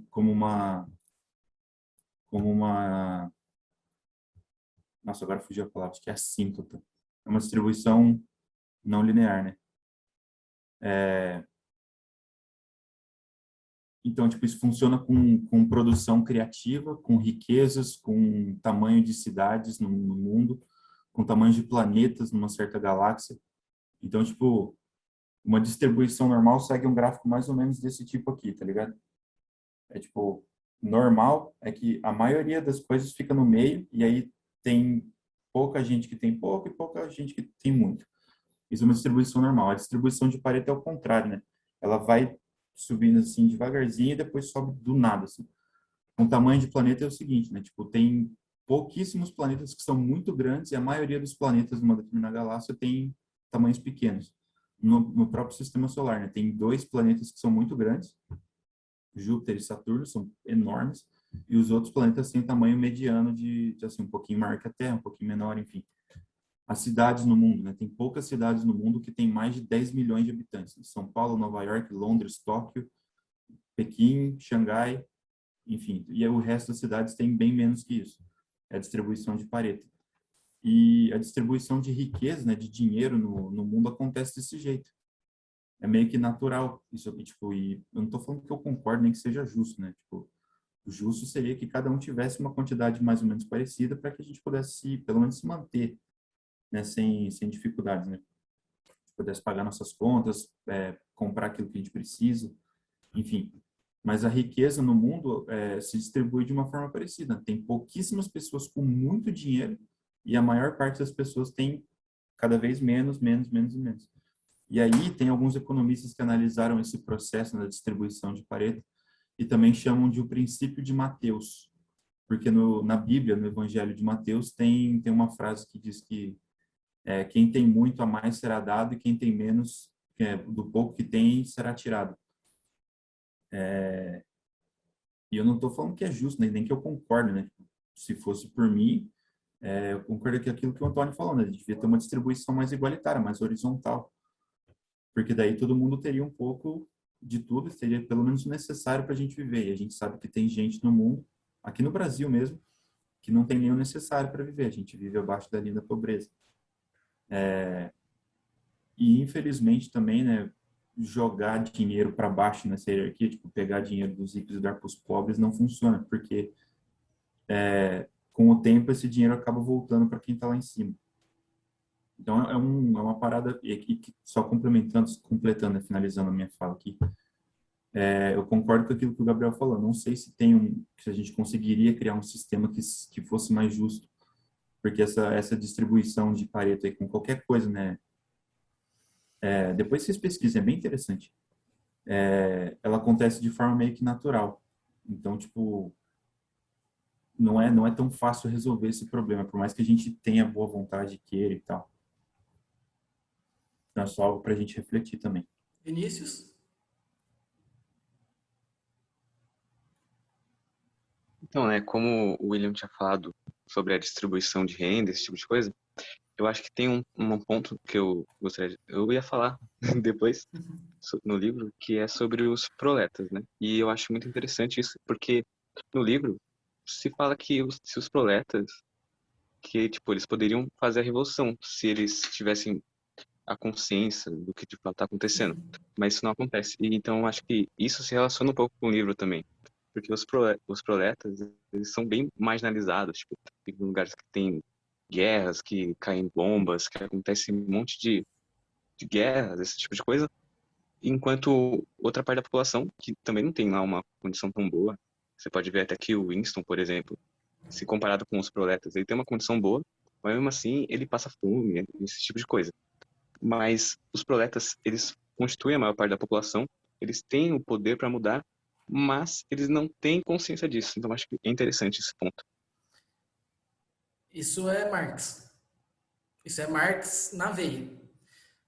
Ao proletariado tudo pertence. O proletariado produz, o proletariado tem direito ao que produz, né? Aos meios de produção. Basicamente, isso aí é bem o viés do Orwell mostrando o quanto que ele é comunista. Os proletariados, se unirem, né, tem como derrubar. Essa classe mediana que ele mostra é a classe média, que no caso é aquela classe que está mais próxima do proletariado pobre do que do rico, mas acha que está próxima do rico, porque cria-se esse sentimento, a ideia de dar para a classe média esse sentimento de que pertence à classe alta, né? Mas ela não pertence mesmo, porque você tem basicamente as mesmas coisas que a classe baixa. O que eu gostaria de refletir, então, o William trouxe aí o Pareto, alguns economistas. Eu já vou ser bem, sim, claro, não concordo. Tipo, não concordo mesmo, porque eu acho que assim, a gente tem coisas, né? O ser humano, ele era nômade, caçador, coletor. A gente é agricultor sedentário hoje. A gente criou uma cultura e mudou o que a gente fazia. O ser humano vivia em sociedades totalmente coesas e agora tem acúmulo de riqueza exacerbado. Mas o cara olhou lá um fenômeno dos planetas, que eles também têm essa linha. O Adam Smith pegou o conceito de capacidade de suporte do ambiente, um conceito de biologia, que já se sabe até que ele ainda tem, assim, existe mesmo capacidade de suporte? Será que se as interações não se rearranjarem, a capacidade de suporte não aumenta, não diminui? Tem essas dúvidas ainda sobre esse conceito. Hoje em dia, o pessoal ainda fala assim, beleza, o conceito existe, ele é bacana para expressar perto das interações que a gente conhece, né? A gente não sabe como é que aconteceria diferente. E ele pegou esse conceito de capacidade de suporte e usou para justificar o acúmulo de riqueza. O ambiente só tem tanto, a gente tem que produzir, vai acabar uma hora, então produz. Meio que para justificar a exploração do proletariado. Os melhores vão conseguir produzir mais, vão conseguir ficar com mais riqueza. Essa era a ideia do Adam Smith. Isso era a ideia vigente economicamente falando na época que o Darwin fez a teoria da evolução dele. E o que ele fala no livro dele? O Darwin até fala um pouquinho de cooperação e tudo mais, mas ele fala, bicho, competição na veia. O animal quer sobreviver, competição na veia, competição na veia, competição na veia. A teoria do Darwin está certa hoje 100% do jeito que ele escreveu no livro dele? Não. Hoje em dia a gente sabe. Não é só competição na veia. Tá? O próprio ser humano chegou onde chegou porque cooperou. A gente tem, no último clube do livro, a gente discutiu o Sapiens, do Noah Yuval Harari, que ele fala exatamente isso. O Sapiens bate bastante nessa tecla da cooperação. Então, eu acho que assim, o cara viu um fenômeno e trouxe isso para a relação cultural humana, que foi criada pelo ser humano e é completamente distinta da sua relação biológica. Se a gente agora é sedentário agricultor, isso é completamente distinto de quem a gente era biologicamente. A nossa cultura não tem mais nada a ver com quem a gente era, bicho. Tá? Então, eu parto desse pensamento. A gente já não é mais o que a gente era. Então, por mais que fosse algo natural, o acúmulo de riqueza, o cara viu lá nos planetas e tá certo. Tipo, sei lá, vamos supor que ele tá certo. Que essa teoria tá certa e era natural. Se a gente conseguiu mudar tantos aspectos da nossa vida, algo natural que é tão prejudicial pra gente e pra natureza, porque quanto mais tá tendo aí, mais o meio ambiente está se ferrando. Por que a gente não consegue mudar isso também? Porque tem gente falando para você, é natural, aceita, é natural, aceita, é natural. Eu tenho uma teoria aqui, eu olhei os planetas, é a mesma coisa. Eu tenho aqui, o cara da biologia falou que tem capacidade de suporte, viu? Eu posso acumular porque senão eu vou me ferrar. Tem que te explorar para ter esse recurso. Então eu acho que essas teorias, cara, elas são bacanas para a gente tentar fazer concepções, mas a gente precisa muito ver quando essa teoria surgiu. Qual que era o ambiente político, o ambiente econômico. Porque o Darwin, por exemplo, ele errou muito na teoria da evolução dele por conta do ambiente político-econômico que ele vivia, de ascensão do capitalismo e da Revolução Industrial. Aonde ele trouxe para a teoria da evolução dele muitos aspectos da economia que não necessariamente se relacionam com a biologia. A gente já sabe hoje que não. Que hoje as coisas são muito mais complexas do que simplesmente competição, quero sobreviver, vou matar todo mundo para eu sobreviver. Porque isso não acontece exatamente assim. Até porque, senão, o leão nunca ia parar para beber água do lado da zebra na África. Ele ia olhar para a zebra e falar, vou te matar na hora. Já ia sempre para cima da zebra. Isso não acontece. O leão não está o tempo inteiro caçando. Tem hora que ele está deitado ali na grama e a zebra está do lado dele. Então, assim, são coisas que também a gente precisa pensar. A gente não necessariamente todas as teorias, e eu estou falando até das teorias biológicas, as teorias que eu concordo hoje, eu tento analisar elas de acordo com o cara que falou a teoria e com o que a gente sabe do momento que ele falou aquela teoria. Porque a gente é enviesado. A gente é condicionado a acreditar em determinadas... O livro mesmo fala sobre isso, né? De condicionamento. E a gente fica condicionado a achar que é natural, a gente não vai conseguir fazer uma revolução onde a gente tenha mais educação e as pessoas passem a ter, a não querer ser o opressor, igual o Gabriel falou, trazendo Paulo Freire. Paulo Freire, a frase completa é, né? Quando não se tem educação, o sonho do oprimido é virar o opressor. Então, traz o que o próprio Vinícius falou. A gente só vai ter bons líderes quando a gente tiver uma população que saiba o que quer, saiba o que precisa, que saiba se expressar, que saiba entender pensamentos, saiba entender ideias. Então, a população educada, né? Uma população que saiba o que é comunismo, que saiba o que é capitalismo, que saiba o que é socialismo, que saiba o que é cada uma das... Anarquismo, cara, a galera não sabe o que é anarquismo. Todo mundo acha que anarquismo é uma coisa solta, aleatória, onde você pode fazer o que você bem entende. Não é assim. O anarquismo, de maneira mais simplificada, né, ele é simplesmente ausência de regras, ausência de controle estatal, de controle público-privado. Mas não é que você pode fazer o que você bem quiser. Você não pode matar uma pessoa aleatoriamente, só porque você é anarquista. Eu vou chegar lá no meu grupo de anarquista e vou matar alguém. Não funciona assim. Eles têm os seus códigos de conduta, né, o seu jeito de viver em sociedade. Só que é uma liberdade maior nas regras, dos sistemas políticos, econômicos. Você pode trabalhar com dinheiro, pode trabalhar com trocas. Tem outras questões. Então, quando a gente não souber essas coisas direito, quando a gente ficar sendo bombardeado por alguns aspectos e assumindo isso simplesmente como é natural, eu acho que a gente trava muito a discussão e dificulta cada vez mais melhorar a situação. Eu acho que a gente tem que partir do pressuposto de que, beleza, é natural, mas a gente já mudou tanta coisa no mundo, bicho. Por que não mudar esse outro problema? Por que não tentar mudar esse outro problema? Não sei se a gente vai conseguir, não sei se eu vou estar vivo para ver, se eu, sei lá, se meu neto vai ter isso, se meu bisneto. Mas eu, particularmente, quero acreditar que se fosse natural o acúmulo de riqueza, se for natural, a gente pode mudar isso porque a gente já mudou tanta coisa. Já fizemos tantas mudanças sociais, estruturais, não só para a nossa espécie, mas para o mundo, cara. Por que não essa também? E, além do mais, descobrir, né? Será que isso era natural mesmo? Será que daqui a alguns anos não vai vir alguém e falar, olha, os planetas alinhavam assim, mas as galáxias são todas do mesmo tamanho? Sei lá. Eu sei que não são, mas deu para entender? Estatisticamente, elas não variam, sei lá. E aí você vai ver num ambiente mais macro, então, não é. Então, a coisa é igual, a coisa é horizontal. O que vai ser? Essa é a minha visão nesse sentido, dessas questões associadas a isso aí, né? Esse ponto aí, sei lá, é difícil pensar, mas é o que eu imagino. Eu não gosto de me conformar um pouco com algumas coisas. Eu acho que a gente tem que ir contra, cara. Tipo, se a gente acha que tá errado, tem que ir contra.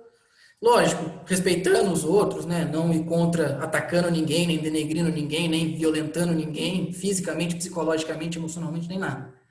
Mas a gente tem que defender as nossas ideias para tentar chegar numa sociedade mais justa, especialmente se o seu ideal preza por uma sociedade justa. Aí eu falo, mano, defenda as suas ideias. Se preza por uma sociedade justa, eu te apoio, cara. Mesmo que seu ideal, mesmo que as suas ideias sejam um pouco diferentes da minha para chegar na sociedade justa, eu acho que você tem que expressar suas ideias para que a gente chegue na sociedade justa, que é o ponto final.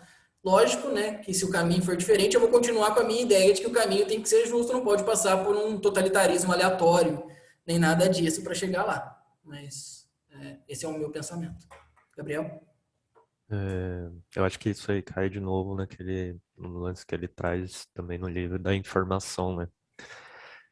E o poder de manipulação que as pessoas têm. Vamos pensar aí as pessoas que eu digo, as pessoas, como o William citou, que estão lá no topo da pirâmide.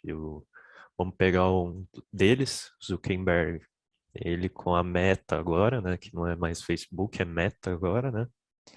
Tem a maior parte das informações de praticamente todos nós. Tem WhatsApp, tem Instagram, tem Facebook, tem... Deixa eu ver se eu lembro de mais alguma agora de cabeça. Não lembro, mas deve ter mais outras várias redes menores aí, empresas gigantes, né, que ele tem, e tem diversas informações. E a gente já viu, acho que faz uns 2 meses, se eu não me engano, ele estava sendo julgado nos Estados Unidos por vazar dados para facilitar, é, como que chama? Se eu não me engano, era propaganda de uma empresa, alguma coisa assim.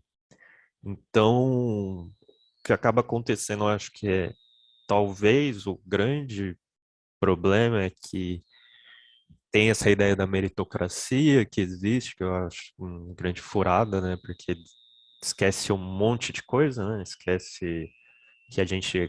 Meritocracia é como se a gente crescesse todo mundo com o mesmo, no mesmo ponto e conseguisse chegar lá no fim. Mas não, todo mundo cresce em pontos diferentes, com condições diferentes. Tem gente que nasce muito abastada, tem gente que não nasce com nada. Daí eu falo nada de não tem comida, não tem saneamento, não tem água, não tem nada mesmo. Então, meritocracia para mim é uma grande furada, não existe. E aí, o que eu vejo, o grande problema da gente conseguir alcançar o que o Antônio falou é justamente o que vem no livro, as informações e como isso é utilizado. Eu não lembro quando que foi, mas estava saindo uma pesquisa falando sobre o potencial do Instagram em afetar ainda mais, agravar problemas psicológicos. Então, isso já é um aspecto que a gente tem disso, mostrando como essas informações podem trazer problemas para a sociedade como um todo. Tanto que o Instagram começou a tirar várias ferramentas que existiam antes, como, por exemplo, ver o tanto de curtida que você tinha numa foto, alguma coisa, porque as pessoas tinham problemas quanto a isso, de desenvolver problemas psicológicos em decorrência disso. Começou a tirar certas postagens de aparecer no feed, você só consegue ver se você for no perfil da pessoa, por exemplo postagens relacionadas a doenças mentais, elas foram tiradas do feed das pessoas. E isso também não vem só por uma questão de, ah, meu Deus, eu estou me preocupando com as pessoas que têm esses problemas. Não. É porque o Instagram é um produto que visa lucro. Ninguém vai ficar abrindo um aplicativo, alguma coisa, para ficar vendo sobre doenças mentais, sobre quem está sofrendo com uma depressão ou coisa do tipo. Mas sim, às vezes, obviamente, tem pessoas que procuram isso, informação sobre doenças mentais, mas a grande maioria ali está querendo esquecer que trabalhou 12 horas por dia, chegar em casa e ver que o mundo não é aquele planeta cinza que ele vê o dia inteiro. Então, o Instagram restringe isso. E, obviamente, esses meios, Instagram, Facebook, propagandas, antigas propagandas de TV também. Agora não é tão comum a gente ficar assistindo propaganda de TV, né? Todo mundo tem Netflix, essas coisas. Todo mundo não, a grande maioria, felizmente. Alguns ainda não. Mas a gente... As propagandas também eram mecanismos muito fáceis aí de manipulação como um todo, e eu vejo que o principal problema é justamente esse, vem essa manipulação para manutenção de poder. Obviamente a gente está falando de vendas, essas coisas, etc., mas é a manutenção do poder. E a gente tem, por exemplo, governos fazendo isso. Governos é o que mais você viu, acho que nesse ano que deu um boom ainda maior, que já tinha, obviamente, propagandas, governo federal e estadual. Estadual, no caso aqui, eu falo São Paulo, que eu e o Antônio somos de São Paulo. A gente vê bastante propagandas na televisão. Separar vamos dizer aí, assistir 2 horas de TV, você vê umas 4, 5 propagandas de governo estadual, às vezes municipal também. E você vendo isso, você fala, é, se você não conhece a realidade, você vai falar, nossa, como o governo é bom. Mas se você conhece a realidade, você vai ver, meu Deus, quanta mentira.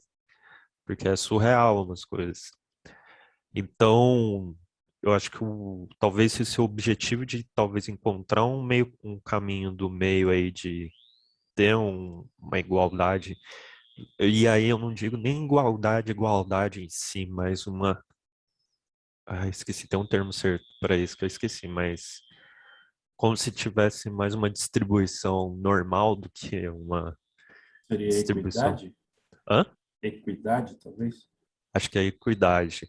Então, alcançar uma equidade entre a população justamente vem porque quem tem poder está na mão das mídias e essas mídias vêm influenciando todo esse cenário de vender essa ideia e é justamente aquele o comecinho lá do livro já fala nisso, né? De ter a televisão que não desliga e fica mostrando lá. E aí mostra o inimigo também, né? O momento lá de você despejar seu ódio mostrando a imagem do inimigo, que é bem isso também. Ao mesmo tempo que a gente tem os benefícios desse sistema, a gente mostra o inimigo contrário, um inimigo onde talvez a gente vai ter uma equidade, mas essa equidade vai ser com todo mundo péssimo, todo mundo no pior cenário possível. Deixa eu ver aqui o que o pessoal colocou. Tididim. Consciência de classe, o Antônio colocou, eu li que graças ao algoritmo, em um mês, o Facebook consegue transformar você em um radical político, de direita à esquerda.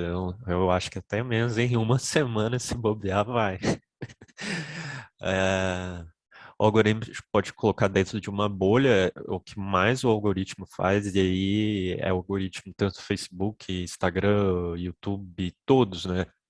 Propagandas também, a gente sabe, aí bombardeado. Monitoramento por celular, a gente já sabe que dependendo do que você fala, seu celular começa a bombardear você de propaganda que fazem monitoramento pelo fone, né? Já ouvi falar nisso também, no Instagram você sempre vê as pessoas felizes, aí quando você olha, você nem sempre você está feliz, você se acaba se comparando demais. Exatamente. Tem propaganda no YouTube também.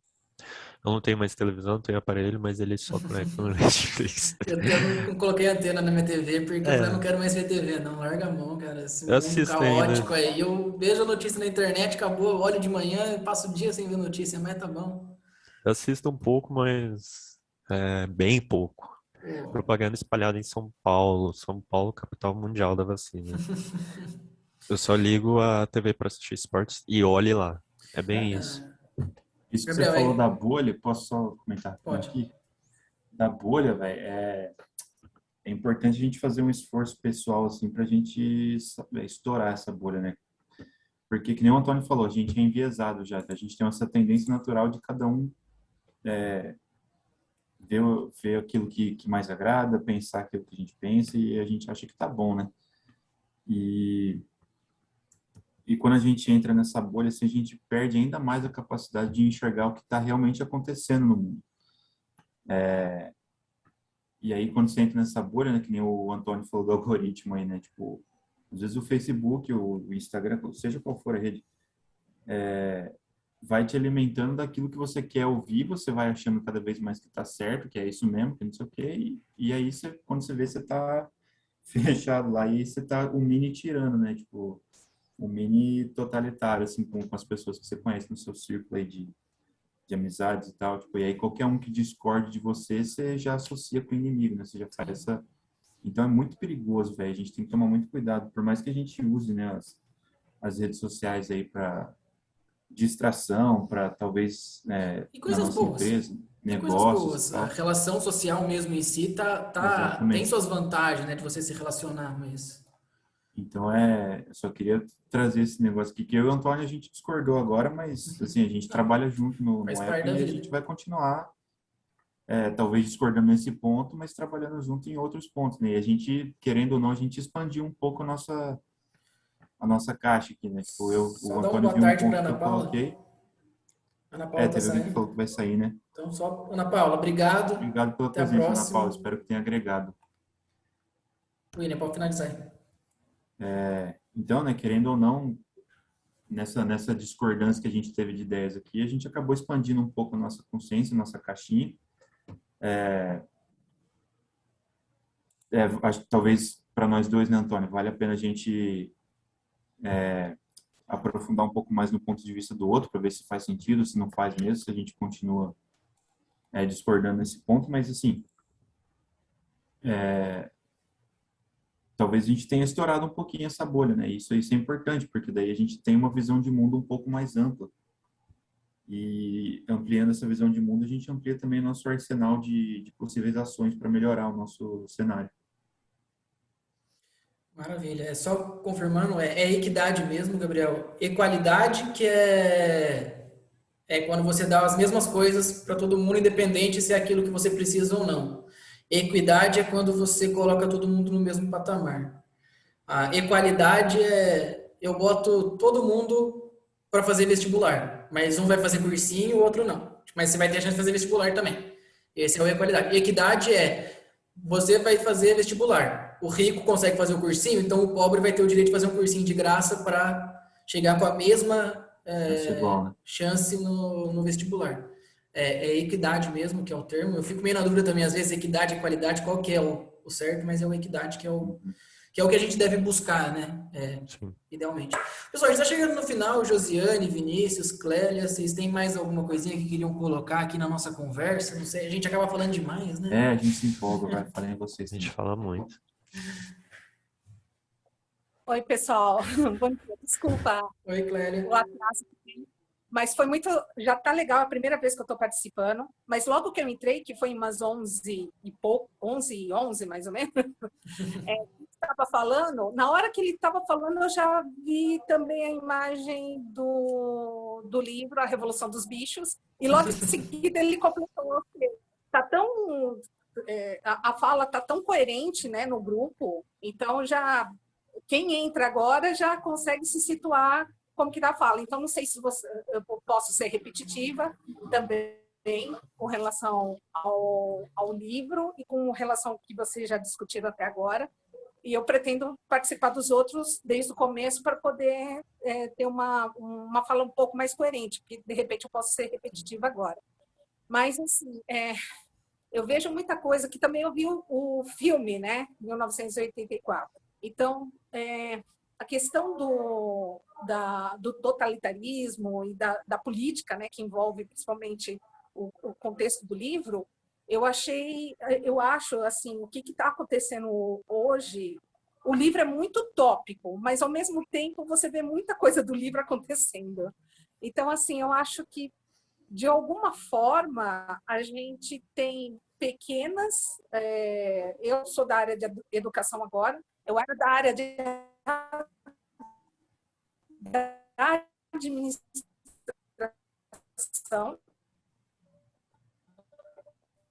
de uma empresa, não aguento mais esse tipo de trabalho, e para a área da controle para... Tá travando para vocês, pessoal, um pouquinho? Para preservação e outros termos que até recificando também, como vocês a gente agora no finalzinho, né? Vocês colocaram publicidade. Ixi. É que eu estou usando a internet da rua, gente, desculpa. Deu uma travadinha quando você falou que você está na área da educação agora. Você falou que você antigamente estava na área da administração, era isso? Isso, eu trabalhava em empresas de alimento, trabalhei em empresa de telecomunicação, a IBM, eu trabalhei, e agora mudei completamente, saí, estou na área da educação, né? Educação ambiental e geociências, né? E, assim, é muito difícil, porque eu estava do outro lado, ou seja, dos meios de produção, e agora você está...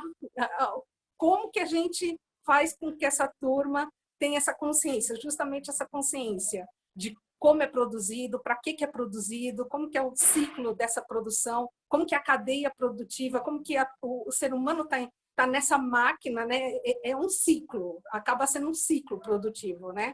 E ele é uma engrenagem que, se ele não perceber, ele está fadado a ficar mesmo. Então, a gente tem aquela sensação de que o planeta não tem mais jeito mesmo. E, realmente, assim, tem umas horas que você fala...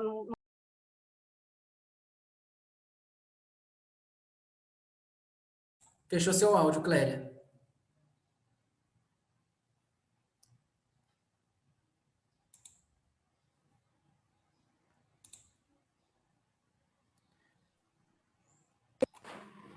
Opa. Clélia, acho que se você fechar o vídeo, não trava tanto. Okay? Agora tá mudo. ok. Você tá mudo. Não, eu tô mudo ainda? Não. Tá ouvindo agora? Tá ouvindo agora, Clélia? Velha. Oi. É, Tão eu me acho eu acho que se você fechar o vídeo, trava menos, porque o vídeo carrega muito dado. Isso. Pode continuar falando agora que acho que vai. Não, então é isso também, porque assim, eu não tenho tanto a acrescentar, porque eu acredito que a maior fala de vocês foi logo no começo, né? A partir das 10 horas. Então, eu gostaria de ter participado, mas infelizmente eu não consegui. Mas eu me comprometo nos próximos, eu acho que é muito importante esses grupos, que a gente possa discutir, e numa outra roda de conversa, por exemplo, agora comecei a trabalhar com escola, que tem justamente essa questão, né? Eu estou como assistente de classe, e aí a coordenadora que está coordenando o meu estágio, ela chegou e falou assim, né? Ah, eu gostaria que você fosse os meus olhos. Eu logo lembrei do livro. Fosse os meus olhos na classe, né? Você me falasse tudinho o que está acontecendo numa classe. Então, logo eu falei, nossa, em 1984, né? Virei a polícia do pensamento. Exatamente. Então, assim, calma aí, qual que é o meu papel educacional? É vigiar, né? Eu estou sendo treinada, o meu estágio é para vigiar. É muito bizarro, gente, como estão as coisas também. Clélia, no próximo clube vai ser Admirável Mundo Novo, um livro que conecta bastante com esse. Ele também traz uma realidade distópica, né? Não sei se você já leu. É um pouco diferente da proposta pelo George Orwell, né? Mas vai continuar basicamente o mesmo debate com uma outra visão, que não a do George Orwell a partir da próximo debate. Vai ser legal. Você só não leu esse ainda. Então, Vinícius, leia que ano que vem a gente vai voltar para conversar sobre ele. Vinícius e Josiane, vocês também têm alguma coisa que vocês queiram colocar? Bem, nossa, foi maravilhoso, né? Aqui eu estou só analisando, escutando como ouvinte, porque eu não consegui, né? Como eu disse, estou na página 131. E eu gosto desse debate, porque daí você tem, como eu disse no início ali, tem uma outra visão do livro, e todas essas indicações que vocês fazem, né, tá aqui todas anotadinhas, Revolução, todas aqui, filmes, tal, aí, ó, vou assistir, vou ler, né, férias está chegando, então a gente tem um pouquinho mais de tempo para fazer isso, férias já está, né, aqui já está na minha agenda de férias, mas assim, eu concordei com algumas coisas, discordei nos meus pensamentos aqui, né?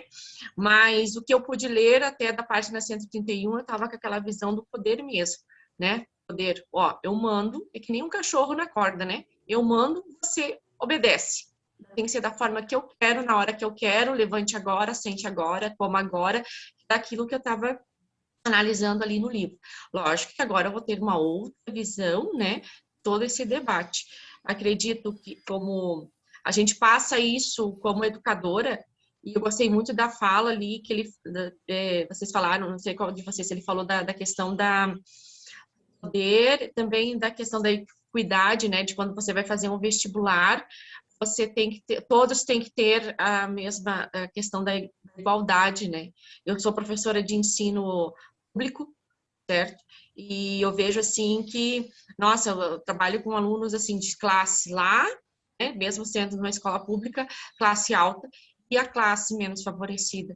E desculpa eu dizer para vocês, mas os meus alunos, né, tô falando da questão de eu educadora agora, os alunos que não têm condições, os alunos que têm uma questão salarial baixa, assim, né, que ganham a bolsa, que são os que mais se dedicam do que aqueles que têm toda aquela questão, tudo aos seus pés, com celulares. Eu tenho alunos com celulares de R$4.000, que é muito mais do que o meu salário, né? Então, a gente vê essa disparidade aí da questão, né, econômica, da questão do interesse, certo? E esses livros que vocês estão trazendo, gente, tão maravilhosos nessa questão de você ampliar, né, o seu conhecimento. Eu estou particularmente apaixonada por esse grupo, gente. Estou, assim, amando esses debates, essas todos esses contextos que vocês estão levantando. Isso é muito importante. É um momento que você tem que você ampliar também o teu conhecimento em outras áreas, porque, por exemplo, esse autor que vocês trouxeram ali, eu não conhecia.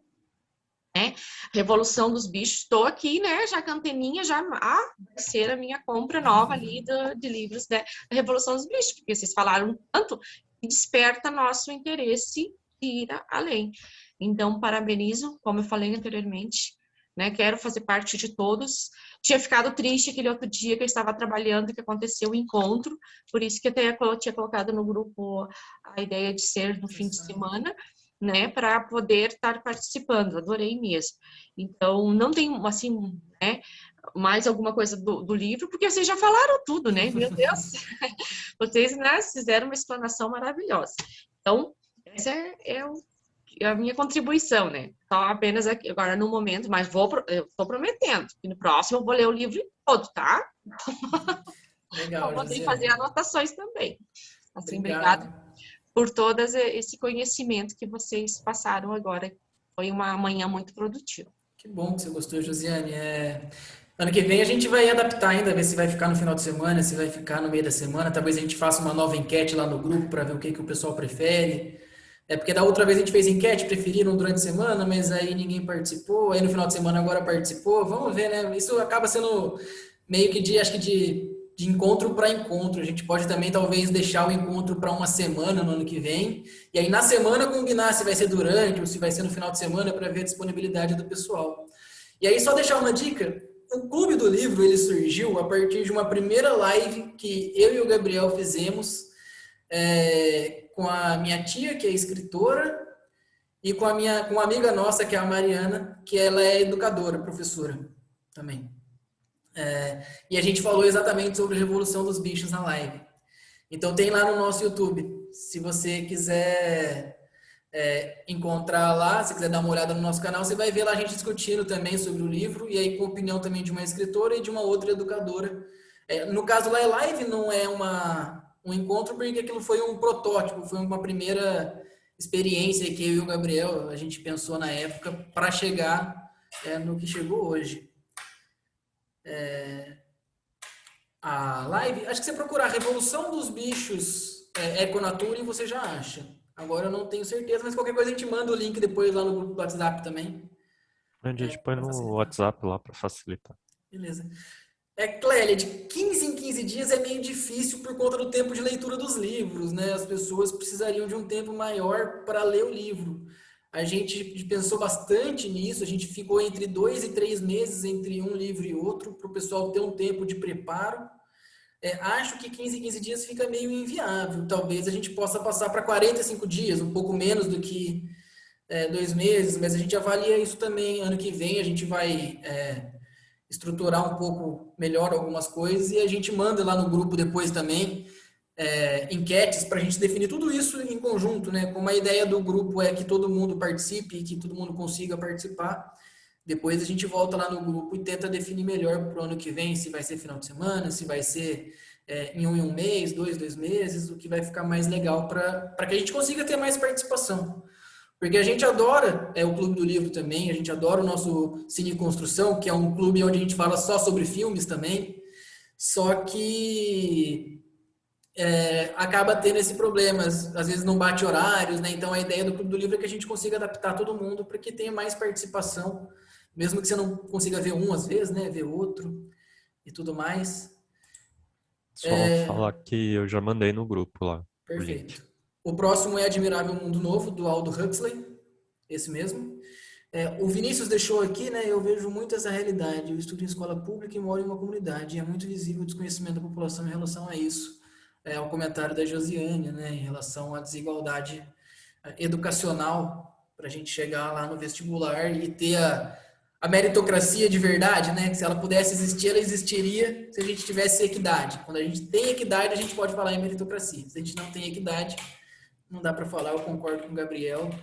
No momento, como a gente não trabalha com o conceito de equidade, mas trabalha principalmente com o conceito de igualdade e equalidade, meritocracia acaba sendo só uma grande falácia. Bom, se alguém tiver mais alguma coisa para falar, fique à vontade, é o momento para a gente poder fechar.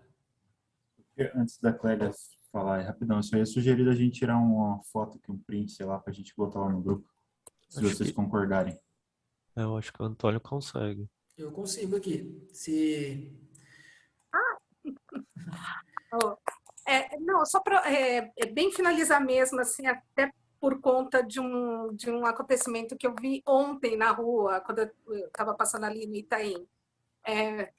Tinha uma pessoa em situação de rua, estava deitada na calçada, né? E alguém deve ter deixado uma barra de chocolate bem próximo dele ali, né? E a pessoa dormindo, né? Atravessei e vi a pessoa ali deitada e essa barra de chocolate. Passou um casal no carrinho. Eu, assim, deu, assim, a minha visão, aparentemente, eram pessoas também humildes, simples, né? Assim, e o cara pegou a barra de chocolate do cara. Então, é bem essa, né? O sonho do oprimido é ser opressor. Se tem educação. Eu, assim, e ainda ouvi a palavra trouxa. Tipo, a pessoa tá lá. Então, é só para finalizar, porque eu lembrei que a pessoa falou isso também, né? O sonho do oprimido é ser opressor. E muitas vezes eu vejo muito isso, né? O motorista de ônibus que faz a sua crítica, né? O cara que está na rua e reclama de todo mundo e está ali, né? Somos iguais. Estamos mais próximo deles, do pessoal em situação de rua, do que do empresário. Estamos muito mais próximos daquele pessoal do que de um empresário, do que o Roberto Justo, do que qualquer outro, né? Eu estou mais próxima de um cara, né? Tenho mais a ver com um cara em situação de rua do que o Roberto Justo. Mas aí as pessoas se acham um Roberto Justo, alguma coisa nisso. Desculpa, só para umas coisas que aconteceram e só para colocar aí. Gente, posso tirar nosso print aqui? Claro. Rapidinho? Pode. Prontinho, galera. Pessoal, foi um prazer, então, a companhia de vocês hoje. Aguardo vocês no próximo, a gente vai se falando lá no grupo, vai trocando um pouco de ideia. E aí, quando chegar ano que vem, a gente marca a data do próximo para conversar sobre o admirável mundo novo. E aí, ampliar esse debate cada vez mais, para que a gente consiga, como é o lema do Econature, né, construir conhecimento junto. Muito obrigado pela participação de todos. Bom final de semana, pessoal. Gente, Até obrigada. a próxima. Gente, pela Tchau, presença. tchau. Bom descanso para Tchau, todos. gente. Tchau, Tchau. tchau. Até a próxima. Até. É.